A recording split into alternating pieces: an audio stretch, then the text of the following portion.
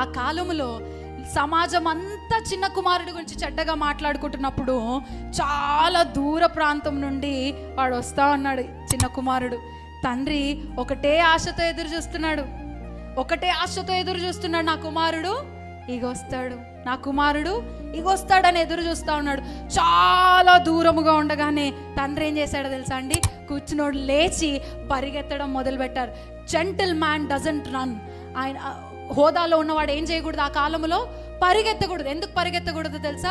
వాళ్ళు ఒక రోబ్ ధరించుకునే, వాళ్ళు వేసుకునే వస్త్రాలని బట్టి వాళ్ళు పరిగెత్తుతున్నప్పుడు వాళ్ళ అండర్ గార్మెంట్స్ కనిపిస్తాయి. అంటే వాళ్ళ లోపల వేసుకున్న వస్త్రాలు కనిపిస్తే అది సిగ్గు.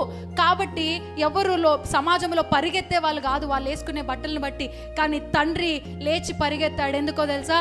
సమాజము చిన్న కుమారుని చూస్తే, అరే వాడిని దీన స్థితి చూడరా, వాడున్న పరువు తీసుకొని వచ్చాడు చూడరా, వాడు ఎలాంటి స్థితిలో వచ్చాడు చూడరా అంటారేమో అని చిన్న కుమారుని వైపు ఎవరు తలలెత్తకుండా తండ్రి లేచి ఆ సిగ్గును ఆయన తీసుకొని, ప్రజలంతా నన్ను నేకడిగా చూసినా పర్లేదు కానీ నా కుమారునికి ఆ సిగ్గు వాడు అనుభవించకూడదని పరిగెత్తుని వెళ్తున్నాడు. That is the picture of cross. ఒకరోజు నీవు నేను నేకెడ్గా సిలువలో కనబడకూడదని, నా దిగంబరత్వం సిలువలో కనబడకూడదని ఆయన దిగంబరుడయ్యాడు. అదే చెప్తున్నాడు పరిసయ్యులకి, అరే ఈరోజు మీరు ఇట్లా ఉంటే హోలీ, అట్లుంటే హోలీ అనుకుంటున్నారా? నా చిన్న కుమారుడు అక్కడి నుంచి వస్తున్నాడు రా, వాడు సిగ్గుపడ్డానికి వీల్లేదు.